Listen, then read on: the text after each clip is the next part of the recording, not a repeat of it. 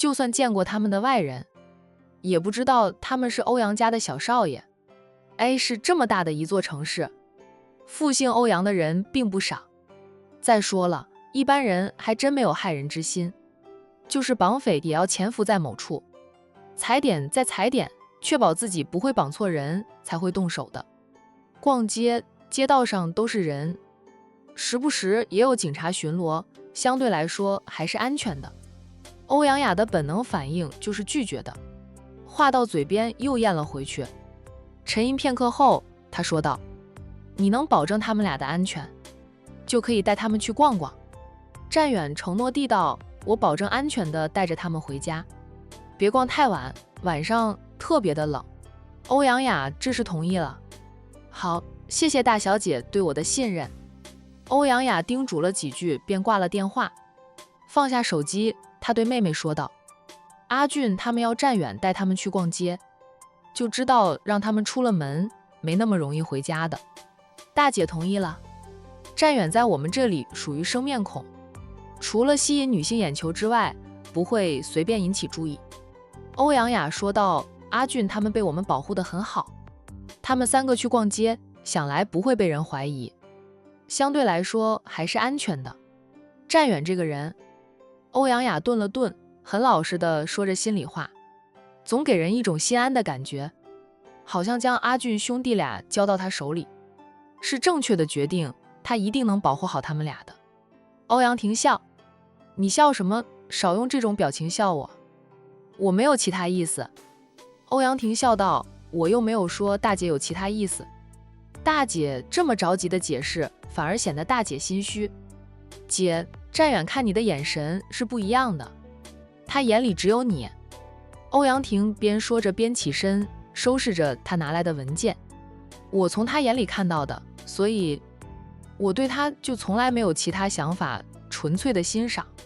因为战远眼里无他，他不会自作多情的喜欢一个眼里无他的男人，哪怕那个男人的确很优秀。欧阳雅，他是我的私厨。欧阳婷只是笑笑，没有再说什么，走出了姐姐的办公室。战远不知道他的一通电话，又让姐妹俩讨论了一番。他带着2个小家伙去了 A 市人流量最大的步行街。2个小家伙看到那么多人，很是兴奋。看得出来，他们平时被关在家里，实在是太闷了。逛一次街，就像放飞出笼的笼中鸟一样。其实他们也经常去儿童公园玩的，就是不像战远带着他们这般自由自在的，不用背负着欧阳家少爷的包袱。小兄弟没什么想买的，就是想逛逛，凑凑热闹。逛完了步行街，最后只买了几样新的玩具，各自给姐姐们买了一套他们认为很好看的衣服。当然是战远帮忙垫付了钱。欧阳俊还担心战远的钱不够，时不时就要问上一句：“远哥，你的钱够吗？不够的话，打电话给我妈，让我妈给你转一点钱过来。”战远笑着：“够的，你再给大小姐买2套衣服，我都支付得起。”给欧阳雅买的衣他是战远挑的，欧阳俊觉得不错，就同意买了那套衣服送给大姐。我大姐有很多衣服，就是很少戴珠宝，不如我给我大姐再买点珠宝。远哥，你够钱吗？已经提着大包小包的战远宠溺地说道：“只要是给你大姐买的，买再多东西，远哥哥都有钱支付。”小家伙很开心，于是又让战远带着他兄弟俩去珠宝店，给他大姐买了他认为很好看的珠宝。天黑了，战远才带着2小只回家。逛的时间太长了，他们回到欧阳家大宅的时候，已到了晚餐时间，自然是由其他厨师准备的晚餐。欧阳雅不回家吃饭，大宅里的其他厨师才有机会大秀他们的厨艺。他们或许比不上战远，但征服大宅里其他人的胃口还是可以的。2小只跟着战远逛了街，更加熟络了，要求战远和他们一起吃饭，喜欢听战远说些小故事。欧阳太太在儿子的一再吵闹下，看着战远笑道：“战远，要不你就跟我们一起吃饭吧，阿雅不在家，不知道不会说什么的。战远温和地笑着，谢谢太太。还有2位少爷，但我只是个厨师，还是去我们工人饭堂吃饭吧。除非是欧阳雅亲自邀请他共进晚餐，否则战远都不会轻易打破欧阳家的规矩。毕竟他现在只是欧阳家众多厨师中的一员，不能因为2位小少爷喜欢他就恃宠而骄的。欧阳太太想了想后，便没有勉强战远和他们同桌吃饭。两小只想到严厉的大姐，也不好再吵闹，很不情愿地看着战远出去。战远去用过了晚餐后，回到自己的宿舍里，往沙发上一坐，身子往后靠在沙发椅背上，逛了小半天的街，累死他了。又没有带着保镖，两小只买的东西都是他提。当了一回保镖，他其实不喜欢逛街，除非是逛美食街。他会去品尝一下别人做的小吃，吃到好吃的，自己会研究着怎么做，做的比别人的更好吃。为了讨好未来的小舅子，战六少不得已舍命陪君子逛了小半天的街。他该庆幸2个小舅子没有要他背着或者抱着走路。略作休息，战远掏出手机，点开了微信，找到了奶奶的微信，打视频通话。老太太好一会儿才接他的视频通话。奶奶，你睡了吗？看到视频中的奶奶还精神抖擞的，并没有换上睡袍，战远就知道自己那句话问的多余。老太太将手机转了一圈，让战远看看他现在身处的场景。战远笑道，奶奶，这么冷的天，天又黑了，你还和他们一起跳广场舞呀？山脚下那些工人家里的女性，老年的、中年的，就连年轻的都有，他们集中在花田前面的大空地上跳广场舞呢。看到老太太接电话，领舞者才调低了音响的音量，免得吵到老太太接电话。管城不冷，你在那边才冷。没出去玩吗？我看你在宿舍的。奶奶无聊，他们跳广场舞，奶奶也来跳跳，凑个热闹。娱乐娱乐，一般晚上8点半他们就结束的了，不会影响到年轻人的休息。这些凑在一起跳广场舞的都是工人们的家人，个个都会体谅自己的家人，又大家都是住在山庄脚下，是左邻右舍，又是同事，抬头不见低头见的，不会为了他们的一点娱乐闹得大家都讨厌他们的。战远笑道，也好，热闹也能打发时间。就知道奶奶是个静不下来的老顽童。之前奶奶忙着给他们相亲，现在她都有了目标对象。她底下的老7老8虽说成年了，但还年轻，刚踏入社会没2年呢。奶奶就不着急他们俩的婚姻大事。老9就更不用说了，还在苦逼的为了高考奋斗着，无所事事了，又挨年近晚。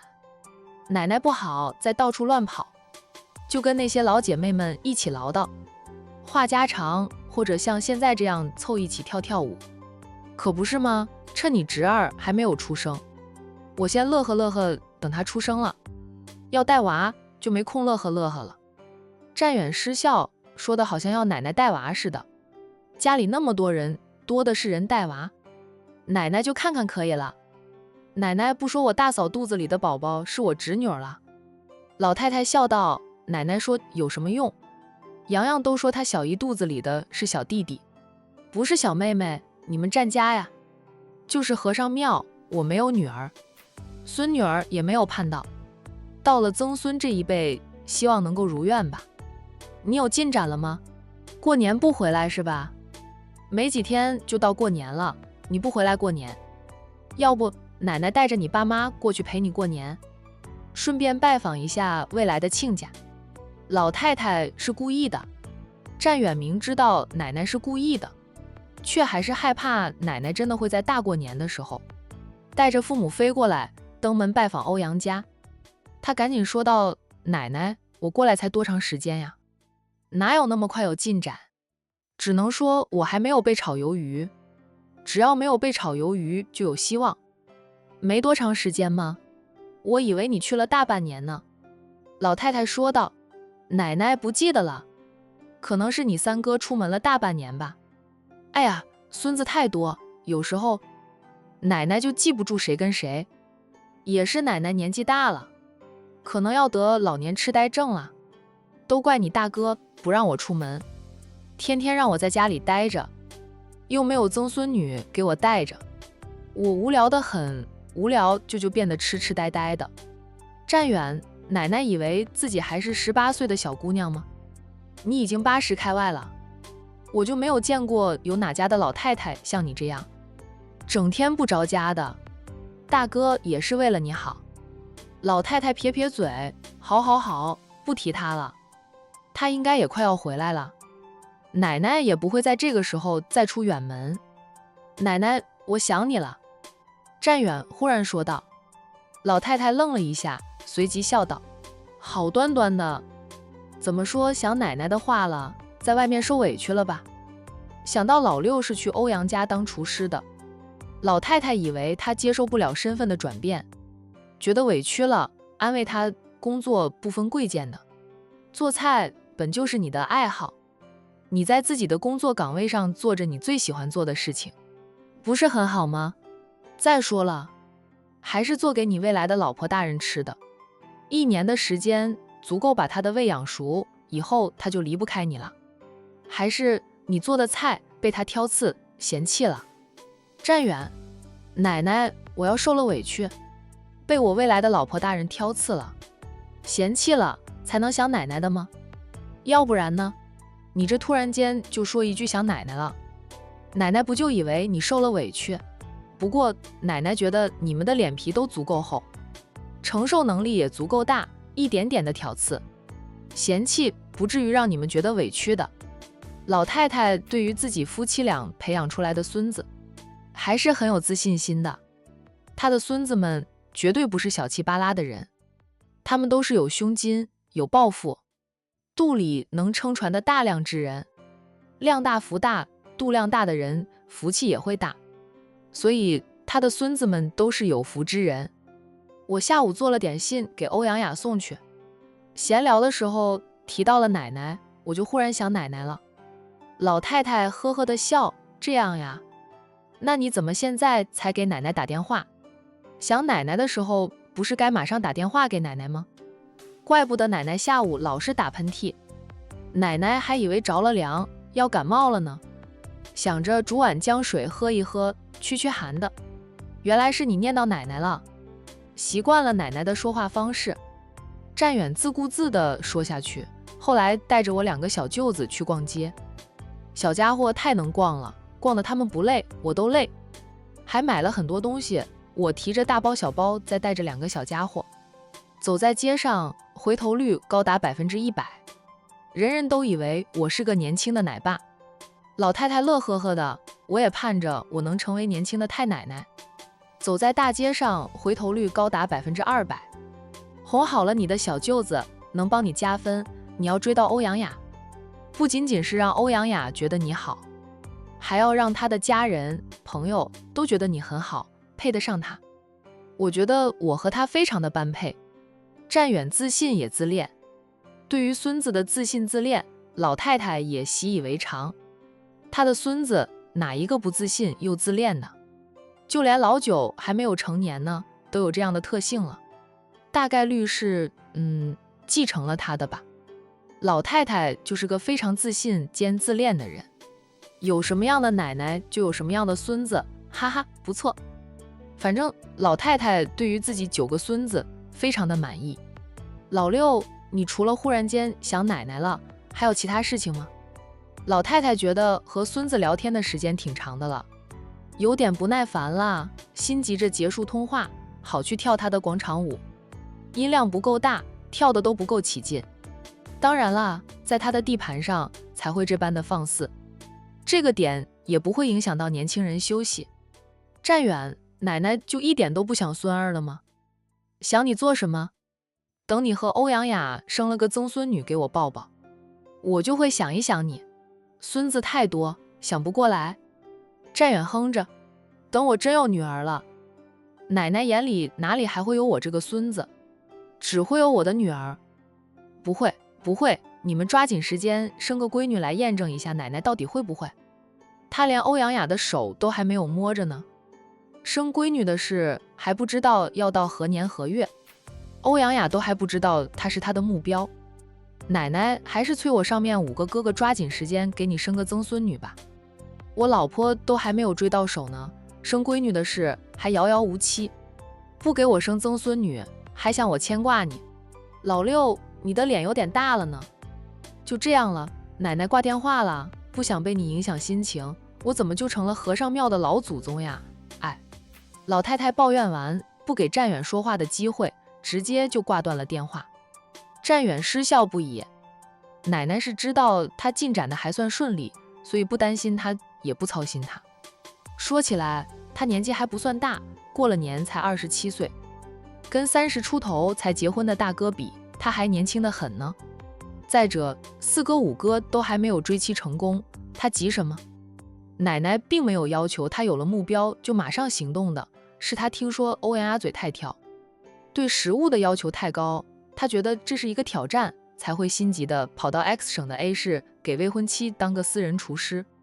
不打电话又说我不孝顺，不记得奶奶了，打电话给他又嫌我这嫌那的。战远自言自语，当然不会和奶奶计较，这是他们婆孙相处的方式。战远又打电话给大哥，等到战印接电话后，他关心地问：大哥，你出差回来了吗？江城凤家的结局他已经知道，猜测大哥应该回家了。兄嫂感情好，恩恩爱爱的，只要事情结束，大哥肯定是第一时间往家里赶。对于兄嫂来说，一日不见如隔3秋，他们都有小半个月没见了吧，不知道隔了多少秋呢。战远打心里羡慕兄嫂的幸福，希望他以后和欧阳雅也能够幸幸福福的。我现在风尘山庄，过2天就带你大嫂和洋洋回去了。战印刚说完，镜头前就出现了洋洋的小脸。六叔，洋洋开心地叫了战远一声六叔。六叔，好久不见你，你去了哪里？什么时候回来？战远笑道，六叔在很远很远的地方上班，过年不能回家。什么时候回去，这个六叔决定不了，得看老板给不给六叔放假。洋洋似是长高了呢，想六叔吗？洋洋每天都认真吃饭，就长高高了。姨丈说我还重了点，可能是天天吃的太多，不过小姨说我多吃点没事，说我天天在外面跑来跑去的，不会过于肥胖。洋洋不想六叔，说想六叔那都是假的。洋洋说着老实话，姨丈的8个弟弟，他最熟悉的就是二叔和九叔，其他几位叔叔他相处的少，就算1年不见，他都不会想念他们。当然见了面他还是很欢喜的，因为姨丈的几个弟弟都对他很好。在姨丈家里，小姨说他就是个团宠。战远，好吧，六叔也不想洋洋，这下子公平了。在你木姨家里玩得开心吗？洋洋答道，很开心。六叔为什么要去好远好远的地方上班？六叔的老板为什么不给你放假？过年不是大家都放假的吗？我妈妈都要回来了。在洋洋的心里，妈妈是最忙的人，连妈妈都要放假回家，就是所有人都会放假的了。没想到还有人不能放假的，因为六叔要挣老婆本，所以要去好远的地方上班。老板给的工资高，假期上班给3倍，六叔不想和钱过不去，就不放假了。洋洋哦了一声，似懂非懂的。六叔和姨丈说话，小姨催我去睡觉了，六叔晚安。洋洋向战远说了声晚安，就被他小姨带走。战远才能和他家大哥继续话家常。聊了半个小时，战远听到敲门声，他边和大哥说着话边去开门，看到是管家江叔。战远，大小姐回来了，她叫你现在去主屋大厅。好，我马上过去，麻烦江叔给我带话。战远温和地应着。江叔说道，我刚好要回来拿东西，就跟你说一声，懒得打电话了，你快去，别让大小姐久等。战远嗯了一声，他对电话那边的战印说了句，大哥，大小姐要见我，我先去见她，回头有空了再聊，爸妈那里你多哄一哄。我明年过年一定会回去的。说着，他就挂了电话，匆匆地赶往主屋大厅。欧阳雅说她今晚要应酬的，按照她以往的习惯，往往要深夜才能回来。今晚回来的有点早呢，现在都不到10点。欧阳家的大宅里到处都还亮着灯，佣人们要10点才能下班。战远穿过了庭院，来到主屋门口，脚步不由自主放轻。有位阿姨在屋门口等着，见到他来了。阿姨轻声说道：“大小姐在屋里等着，战远，你快进去。”战远微笑点头，步上台阶，大步地往里走。大厅里只有欧阳雅一个人。欧阳太太在楼上给欧阳俊讲故事，哄他入睡。战远走到距离欧阳雅还有2米远就停了下来，恭敬地问好：“大小姐。”欧阳雅嗯了一声，并没有扭头看他。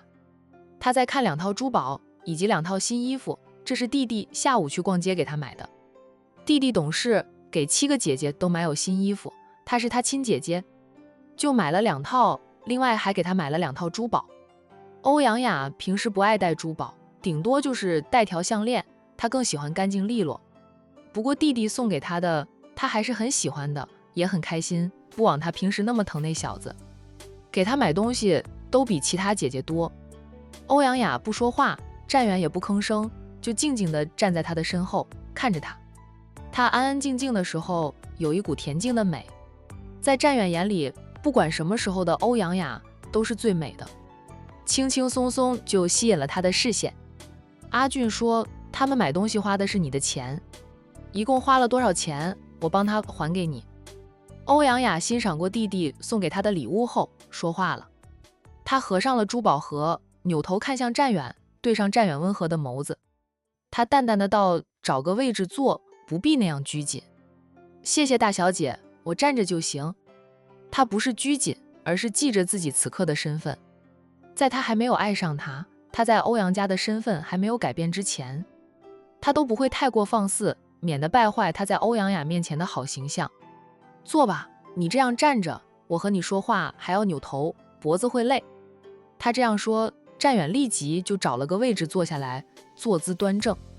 欧阳雅看了他片刻，浅笑：“你这坐姿如同军人，又有点像小学生在课堂上坐得端端正正的，生怕被老师批评。”战远没有接话。阿俊他们给我买的衣服、礼物，我都很喜欢。你陪了他们俩逛了一下午，也挺累的吧？花了多少钱，我还给你。战远说道：“俊少和剑少都很能逛，说实话，他们不累。我都累了，不过我还是喜欢带着他们去逛街，他们开心，我也开心。以往我也很少逛街购物，他们需要什么，跟管家说一声，管家会安排人给他们准备好。除非要给谁准备礼物，他才会亲自去挑选。逛街购物这种事，也就是他妈妈和几位婶娘喜欢了。他们小时候可能还会跟着大人一起，长大后，就算母亲叫喊，他们也拒绝再跟着大人出门逛街。你可能整天沉迷着做菜吧？”战远笑笑：“还真是这样。若是听说哪里有好吃的，哪家饭店的某道菜特别好吃，我就会去试试。不过很多时候，我都觉得他们做的菜还不如我。”欧阳雅笑：“你是个天生做菜的人，以你这般的年纪，能有这样精湛的厨艺，非常难得。至少目前我还没有吃厌你做的饭菜。”战远温沉的道：“我希望我能成为大小姐一辈子的厨师，不要被任何同行淘汰。”欧阳雅保持着微笑，就是眼神闪烁几下，看着战远半晌，说道：“你还没有说花了多少钱？”战远掏出手机：“我也不知道一共花了多少钱，得看看消费记录。”很快，他对欧阳雅说道：“俊少跟我借了20万，剑少借了15万，2位少爷一共借了我35万。这是个大概的数字，尾数他就不算了。小兄弟俩给7个姐姐买的新衣服是牌子货，1把块一件。欧阳俊给姐姐买的是2套黄金首饰，花的钱多一点，所以他借了战远20多万。战远给未来亲小舅子抹去了零头，整个20万。你的账号我不记得，明天我让江叔给你转到你的银行账号去。好。战远不在乎他什么时候给钱，他在乎的是他是否喜欢，因为他的衣服还有黄金首饰都是他挑的。欧阳俊觉得不错，就按他挑选的买了。大小姐喜欢俊少给你挑的首饰吗？2套黄金首饰在欧阳雅拥有的珠宝当中，怕是最便宜的2套了。欧阳俊还是个小孩子，他就觉得金灿灿的好看，所以给亲姐姐挑了2套黄金首饰。欧阳雅神色变得柔和，浅笑的道：“阿俊有心了，逛街还想到给我们买东西，不管是衣服还是首饰，我都很喜欢。难得他居然记得住我的尺寸，买给我的衣服尺码大小刚适合。妹妹们的衣服就未必合身了，要么大，要么小，唯有他的尺码适合。”战远没有告诉他，是他帮着欧阳俊给他挑的衣服。他眼神毒，跟在他身边一段时间，目测他的3围8、9不会离10，所以欧阳俊给他买的衣服大小刚适合。欧阳健给他买的，还有给欧阳婷的尺码也不会错。其他几位未来小姨子吗？战远见得少，有些还没有见过面，就不知道人家能穿多大尺码的衣服了，所以由着2个小家伙自己买。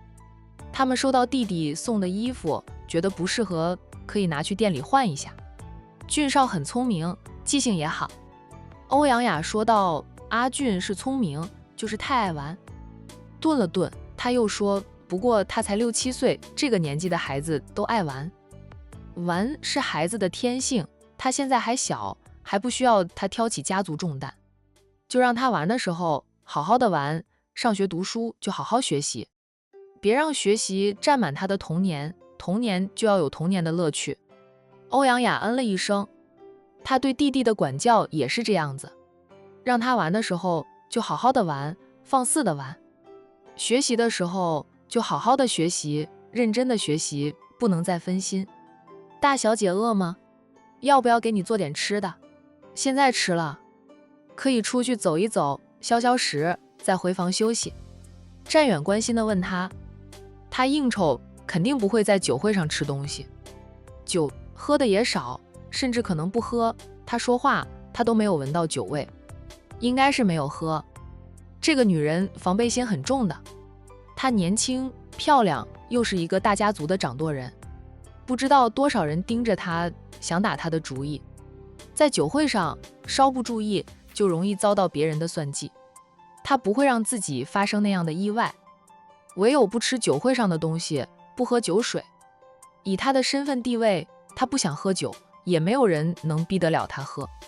她不吃东西也不会有人说什么，因为整个 A 市的人都知道她嘴巴挑。家里换厨师换得比别人换衣服还要快，而她的私厨每一个都是顶尖级的厨师。她在酒会是不吃东西，别人只会以为东西不合她胃口。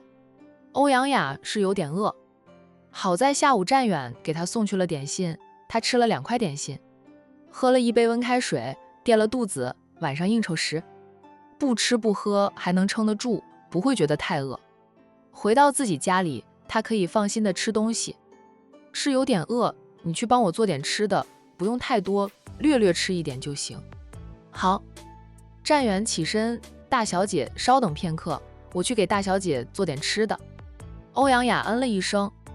战远进了厨房，欧阳雅略坐了片刻后便起身，将弟弟送给她的礼物拿上楼去。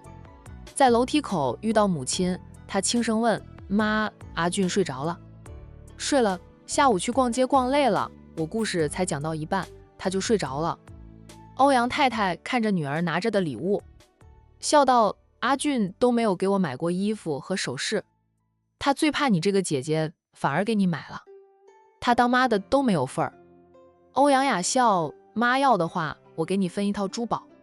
阿俊给我买的都是黄金首饰，不贵的，一套就几万块钱，比不上妈的那些珠宝。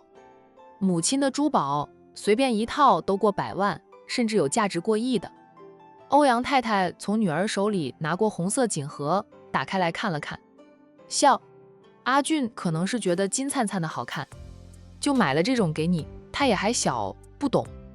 我又不嫌弃阿俊送的珠宝，欧阳雅还很喜欢。阿俊送给你的是他的心意，妈就不跟你抢了。看着你姐弟俩感情好，那就是你们给妈最好的礼物。欧阳太太那样说，并非是吃味。儿女的感情好，她这个当妈的乐见其成。阿俊说，他们买东西花的都是战远的钱，叫我们帮他还钱给战远。欧阳雅说道，我明天再叫江叔转给他。小兄弟俩一下午都花了战远好几个月的工资，他才领了一次工资吧。欧阳太太担心儿子花光了战远的钱。欧阳雅说道，妈，战远他来我们家当厨师，主要是想让自己的厨艺更进一步的，并不是为了名利，他不差钱，他在管城那边有酒店、餐厅，还有公司的。欧阳太太知道女儿调查过战远，家里的工人不管是什么职位的，在入职之前，女儿都会让人去调查一番，确定他们都是没有黑料，人品好，老实忠厚的。那种狡猾、手脚不干净，还喜欢偷懒，嘴巴多、舌头长，爱说闲话八卦的欧阳家是不要的。战远这个人挺好的，我们家里人都喜欢他。欧阳太太夸赞地道，真羡慕他的父母。他的儿子过了年才7岁，离长大成人还要10几年，长大后也不知道能不能有战远这般出色。虽说战远是个厨师，爱好做菜，但战远也懂得经商呀，事业有成。从女儿对战远的态度就可以猜到，战远的事业比他想象中还要好。女儿欣赏优秀的人，如果战远的餐厅只是煎快餐厅，酒店的规模也很小，这种成就相对于普通人来说算是不错的，但对于欧阳家来说都不够看的。女儿也不会对战远那般客气，不太把战远当厨师来看。欧阳太太猜测战远在管城的事业做得很大，估计资产至少都有几个亿，有这样的资产就算是事业有成了。而且战远还年轻，跟他长女一般的年纪，女儿20几岁就成了大集团的当家总裁，那是接管的家族事业，是欧阳家好几代人经营出来的积攒的财富，并非是女儿白手起家得来。妈，你不用羡慕他父母，我们阿俊以后也会很有出息的。欧阳雅欣赏战远还欣赏，可不喜欢母亲贬低自己的弟弟。欧阳太太笑，阿俊还小，现在看不出来，等他长大了，能够帮到你守得住这份家业，妈就心满意足了。不奢望太多了，还有就是他健健康康的，健康比什么都重要，身体健康就是最大的财富。不拉着你聊了，你快回房里休息，难得早回来，就早点休息，别又用手机或者电脑处理公事哈。欧阳太太催着女儿回房休息，我让战远给我做点吃的，今晚我没吃东西。闻言，欧阳太太心疼的道，就没有一点你能吃得进去的吗？没吃东西又不早说，早点让战远给你做好吃的，你一回来便能吃上。你呀，就是张嘴太挑，再好的厨师到了咱们家里，也干不上1年半载，能干上3个月就很好的了。哪有那么多厨神？若是以后再无人来应聘，你怎么办？真的等饿死啊？其实咱们家里其他厨师做的饭菜也很可口的。欧阳太太一想到长女对吃的过于挑剔，就头痛得很，也担心以后再无人过来应聘，女儿又吃厌了战远做的饭菜，怎么办？欧阳雅默了默后说道，未来的事想不了那么多，目前来说我对战远还是满意的，也还没有吃厌他做的饭菜。他才来多久？1个月而已，等时间再长点，你说不定就厌倦了。阿雅，要不就跟战远签多几年合同。欧阳雅想了想后说道，妈，战远也是个有野心的人，有能力的人不该一直被束缚在我们家小小的厨房里，他是希望更多人能吃到他做的菜，他能干满1年时间都很不错了，不需要再多签合同。若是他干满了1年，我都没有想换人的意思，再考虑续签，也得征求他的意见。若是他想离开回去经营他的生意，我不会勉强他，大不了再请厨师。全国10几亿的人口，学厨的人千千万万，他就不信没有人前来应聘。他给的工资那么高，住的也好，吃着也不错，还配备车辆使用，这么好的条件，诱惑力是很大的。当然了，战远愿意续签合同，那就更好了。这事想得有点早，战远都不知道能不能干上1年呢，说不定过2个月他就吃厌了他做的饭菜，要把它换了。妈，我先拿东西回房，战远应该也快做好了宵夜，我吃点东西，再在院子里散散步，不会影响睡眠。吃得太饱，他容易睡不着，以往他都不吃宵夜，就是怕影响了睡眠。今晚实在是饿，战远体贴，他就尖尖的吃一点，垫垫肚子。快去吧，妈也去睡了，你爸还没有回来，都不知道他在外面做什么。退休后，他整天都不着家的。欧阳太太吐槽了还没有回来的丈夫几句，便回了房间。10分钟后，欧阳雅吃上了战远给她准备的宵夜，量不多，她吃着不会撑，是真的垫垫肚子的量。战远，你不用在这里守着，回去休息吧。发现战远还在，欧阳雅温和地说了句：大小姐散步需要人陪吗？我太早也睡不着，可以陪大小姐散散步。不用，欧阳雅拒绝了，我喜欢自己一个人安静。战远笑笑，也不勉强，那我下班了，大小姐晚安。他不需要，他就不勉强。明天一早他还要给他准备早餐。晚安。欧阳雅淡淡的回应着他。